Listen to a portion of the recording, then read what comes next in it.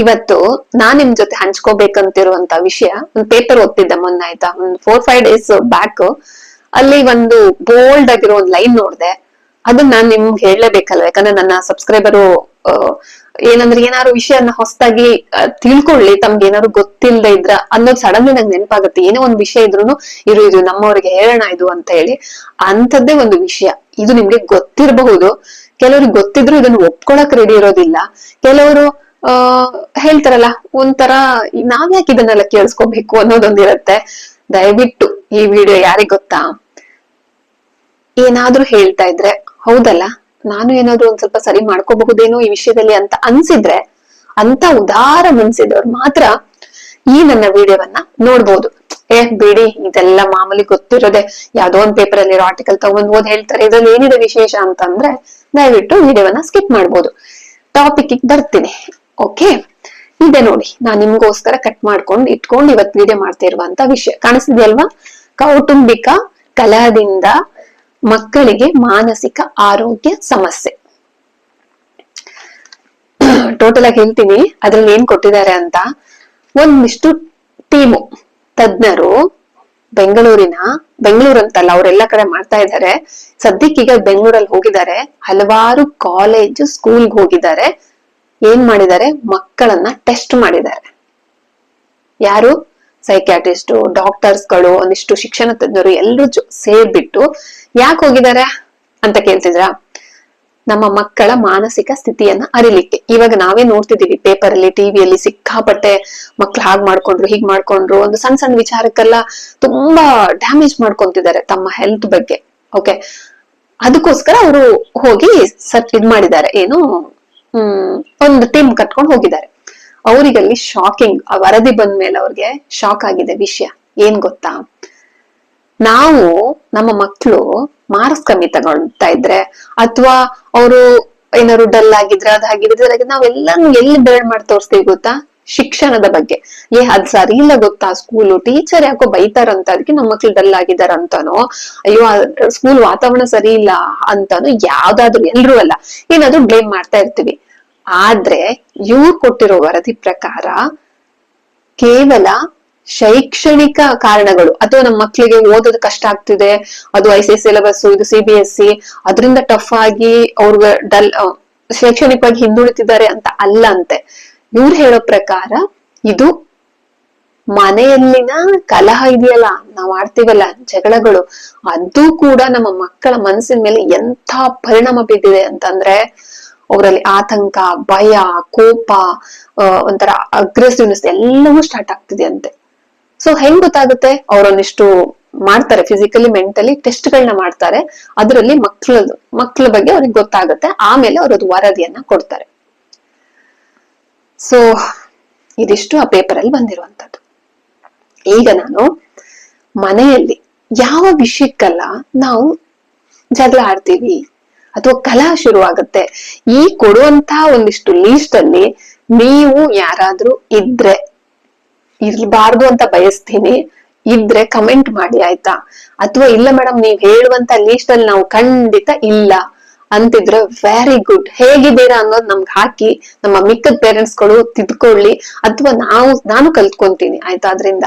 ಈಗ ಯಾವ್ಯಾವ್ದಕ್ಕೆಲ್ಲ ನಾವು ಆಡ್ತೀವಿ, ಇದ್ರಿಂದ ನಮ್ಮ ಮಕ್ಕಳ ಮನಸ್ಸಿನ ಮೇಲೆ ಏನ್ ಪರಿಣಾಮ ಬೀರುತ್ತೆ ಅನ್ನೋದು ನೋಡೋಣ. ಓಕೆನಾ? 1 by 1.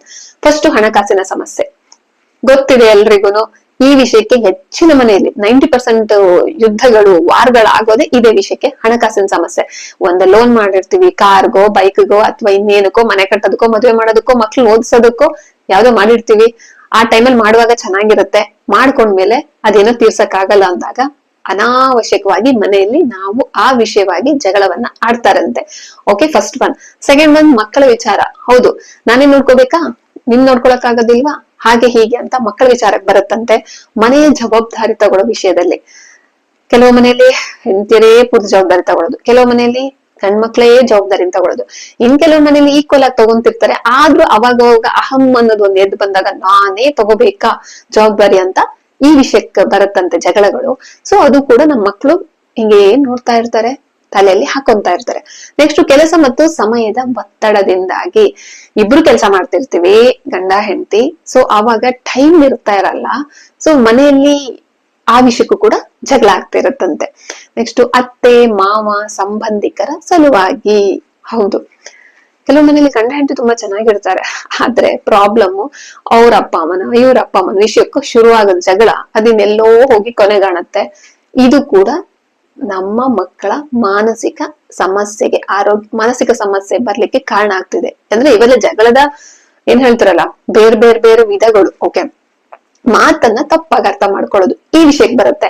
ಕೆಲವು ಮನೇಲಿ ಒಬ್ರು ಒಂದ್ ಹೇಳ್ತಾ ಇರ್ತಾರೆ, ಇನ್ನೊಬ್ರು ಇನ್ನೊಂದ್ ತರ ಅರ್ಥ ಮಾಡ್ಕೊಂತಿರ್ತಾರೆ.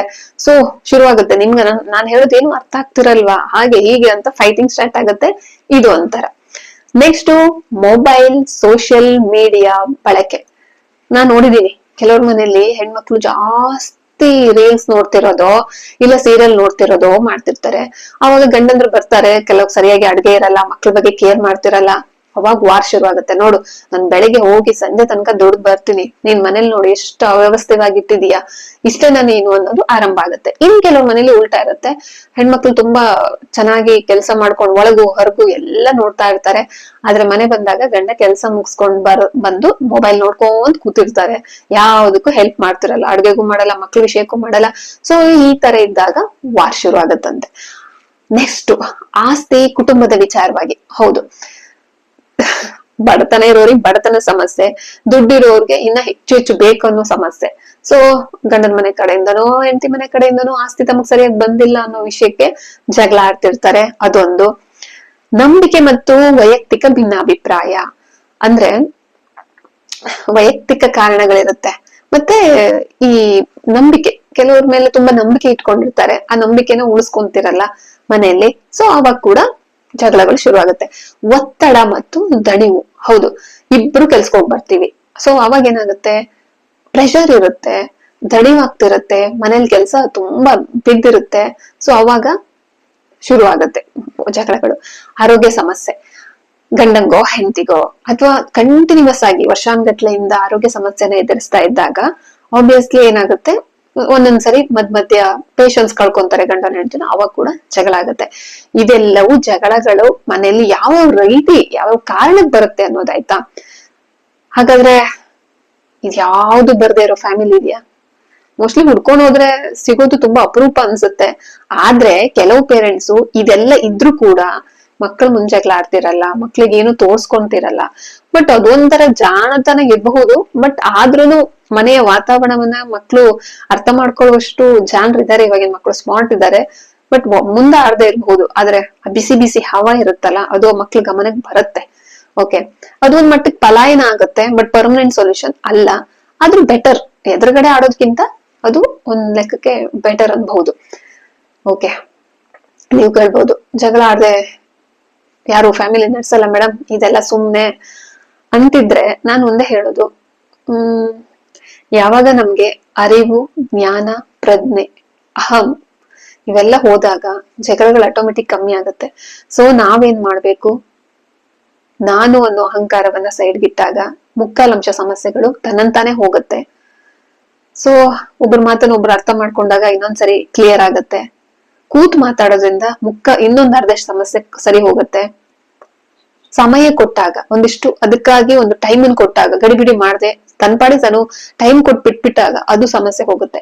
ದಾರಿಗಳು ಸುಮಾರಿದ್ದೇವೆ, ಕೌನ್ಸಿಲಿಂಗ್ ಹೋಗ್ಬೋದು, ಮಾರ್ಗದರ್ಶನ ತಗೋಬಹುದು, ಬೇರೆಯವ್ರದ್ದು ಏನಾದ್ರೂ ಮಾಡ್ಬೋದು. ಯಾಕಂದ್ರೆ ಲೈಫ್ ಇರೋದು ತುಂಬಾ ಶಾರ್ಟ್, ಅದನ್ನ ಜಗಳದಲ್ಲೇ ಕಳೆದ್ಬಿಟ್ರೆ ಮುಗ್ದೋಯ್ತು.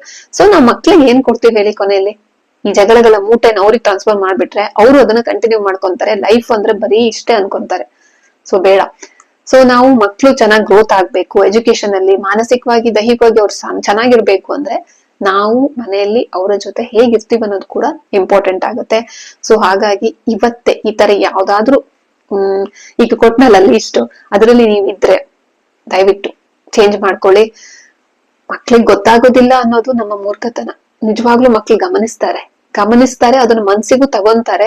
ಸ್ಕೂಲ್ಗೆ ಹೋದಾಗ ಅದರ ರಿಸಲ್ಟ್ ಗೊತ್ತಾಗುತ್ತೆ. ಅವ್ರು ಸ್ಕೂಲಲ್ಲಿ ಓದ್ತಿರ್ಲಿ, ಇಲ್ಲ ಕಾಲೇಜಲ್ಲಿ ಓದ್ತಾ ಇರ್ಲಿ, ಅಥವಾ ಸಣ್ಣ ಮೊಂಡಸರಿ ಮಕ್ಳಾಗ್ಲಿ, ಇಲ್ಲೆಲ್ಲ ಗಲಾಟೆ ಕೇಳಿಸ್ಕೊಂಡು ಹೋಗಿ ಅವರು ಸ್ಕೂಲಲ್ಲಿ ಅಲ್ಲಿ ಅಲರ್ಟ್ ಆಗಿರೋದಿಲ್ಲ. ಅವ್ರ ಗಮನ ಎಲ್ಲ ಇಲ್ಲಿ ಆಗಿರುತ್ತಲ್ಲ, ಅದನ್ನೇ ಮೆಲ್ಕ್ ಹಾಕ್ತಾ ಇರುತ್ತೆ. ಪಾಠ ಮಾಡ್ತಿರುವಾಗೆಲ್ಲ ಇದನ್ನೇ ಅವರು ರೀಕಾಲ್ ಮಾಡ್ತಾ ಇರ್ತಾರೆ. ಸೊ ಹಾಗಾಗಿ ಅಲ್ಲೂ ಕೂಡ ಹಿಂದುಳಿತಾರೆ. ಮತ್ತೆ ಅವರಿಗೆ ಭಯ, ಆತಂಕ, ಮನೆಗ್ ಬರೋದು, ಯಾರೋ ಎಲ್ಲೋ ಜಗಳ ಆಗ್ತಿದ್ರು ಅವ್ರು ಇಲ್ಲಿ ಬೆವರ್ತಾರೆ, ಬೇಜಾರಾಗತ್ತೆ. ಸೊ ಇದೆಲ್ಲ ಕಾರಣ ನಾವು ಮನೆಯಲ್ಲಿ ಮಾಡ್ತಿರುವಂತ ವರ್ತನೆಯಿಂದಾಗಿ. ಓಕೆನಾ? ಹಾಗೆ ಫೈನಲಿ ಹೇಳ್ಬೇಕು ಅಂದ್ರೆ, ಯಾರ ಮನೆಯಲ್ಲಿ ಒಂದು ಒಳ್ಳೆ ವಾತಾವರಣ ಇರುತ್ತೋ ಆ ಮಗು ಮುಂದೊಂದ್ ದಿವಸ ಲೈಫ್ ಅಲ್ಲಿ ಗೆಲುವನ್ನ ಕಾಣುತ್ತೆ. ಯಾವ ತರ ಗೆಲುವು? ಹಣ ಮಾಡೋದ್ರಲ್ಲಿ ಆಗ್ತಾ ಇರ್ಬೋದು. ಈ ಗೆಲುವು ಅಂದ ತಕ್ಷಣ, ಯಶಸ್ಸು ಅಂದ ತಕ್ಷಣ ಕೇವಲ ಹಣ ಮಾಡೋದಲ್ಲ, ತನ್ನನ್ನ ತಾನು ಖುಷಿಯಾಗಿರೋದನ್ನ ಕಂಡ್ಕೊಳ್ತಾನೆ. ಯಾರ ಮನೆಯಲ್ಲಿ ಅತಿಯಾದ ಜಗಳ, ಮುನಿಸು, ಕೋಪ ಎಲ್ಲವೂ ಇರುತ್ತಲ್ಲ, ಆ ಮನೆ ಮಕ್ಕಳು ಮುಂದೊಂದ್ ದಿವ್ಸ ಹೊರಗಡೆ ಸಮಾಜದಲ್ಲಿ ಕೂಡ ಅವ್ರು ಹಾಗೆ ಬಿಹೇವ್ ಮಾಡ್ತಾರೆ. ಬೇರೆಯವ್ರ ಜೊತೆ ಜಗಳ ಆಡ್ತಿರ್ತಾರೆ, ಬೇರೆಯವ್ರ ಜೊತೆ ಕೋಪ ಮಾಡ್ಕೊಂತಿರ್ತಾರೆ, ಬೇರೆಯವ್ರ ಮೇಲೆ ಅಟ್ಯಾಕ್ ಮಾಡಕ್ ಹೋಗ್ತಾರೆ. ಸೊ ಇದೆಲ್ಲವೂ ಇಲ್ಲೇ ಮೂಲ ಅಂತೀನಿ. ಹಾಗಾಗಿ ಪ್ಲೀಸ್ ದಯವಿಟ್ಟು ಶಾಂತತೆಯನ್ನ ಕಲಿಯೋಣ, ನಾನು ಅನ್ನೋದನ್ನ ಬಿಡೋಣ, ಅವಾಗ ಎಲ್ಲವೂ ಸರಿ ಹೋಗುತ್ತೆ. ಆಯ್ತಾ? ಇದು ನನ್ಗೆ ಈ ಪೇಪರ್ ಅಲ್ಲಿ ನೋಡಿದಾಗ ನನ್ ನಿಮ್ಮದ್ ಹಂಚ್ಕೋಬೇಕನ್ಸ್ತು, ಹಾಗಾಗಿ ಹಂಚ್ಕೊಂಡೆ. ಕೊನೆಯಲ್ಲಿ ಹೇಳ್ತೀನಿ, ನೀವು ಮನೇಲಿ ಜಗಳನ ಆಡಿಲ್ವಾ ಮೇಡಮ್, ಈ ತರ ವಿಡಿಯೋ ಮಾಡ್ತಿದ್ದೀರಾ ಅಂದ್ರೆ ಖಂಡಿತ ತಪ್ಪಿನ ಅರಿವಾಗೋ ತನಕ ಮಾಡಿರ್ಬಹುದು. ತಪ್ಪಿನ ಅರಿವಾದ್ಮೇಲೆ ಖಂಡಿತ ಮಾಡಿಲ್ಲ. ಸೊ ಹಾಗಾಗಿ ನಿಮ್ ಮುಂದೆ ನಾನು ಧೈರ್ಯವಾಗಿ ಈ ವಿಡಿಯೋವನ್ನ ಮಾಡೋದಕ್ಕೆ ಸಾಧ್ಯ ಆಯ್ತು. ದಯವಿಟ್ಟು ನಾವು ಮಕ್ಳಿಗೆ ಕೊಡ್ಬೇಕಾಗಿರೋದು ಕೇವಲ ವಿದ್ಯೆ ಮಾತ್ರ ಅಲ್ಲ, ಕೇವಲ ಹಣ ಮಾತ್ರ ಅಲ್ಲ, ಕೇವಲ ಆಸ್ತಿ ಮಾತ್ರ ಅಲ್ಲ, ಉತ್ತಮ ಮಾನಸಿಕ ಆರೋಗ್ಯ ಕೂಡ ಅಂತ ಹೇಳ್ತಾ ಈ ವಿಡಿಯೋವನ್ನ ಮುಗಿಸ್ತಾ ಇದ್ದೀನಿ. ಇದರಲ್ಲಿ ನಿಮ್ಮ ಮನಸ್ಸಿಗೆ ಬೇಜಾರಾಗುವಂತ ಮಾತೇನಾದ್ರು ಮಾಡಿದ್ರೆ ದಯವಿಟ್ಟು ಕ್ಷಮೆ ಇರ್ಲಿ. ಇದು ನಾನು ನನ್ನ ಮಕ್ಕಳ ಮೇಲಿರುವ ಕಾಳಜಿಯಿಂದ ಮಾತ್ರ ಇಂಥ ವಿಡಿಯೋವನ್ನ ಮಾಡ್ತಿದ್ದೀನಿ. Thank you so much.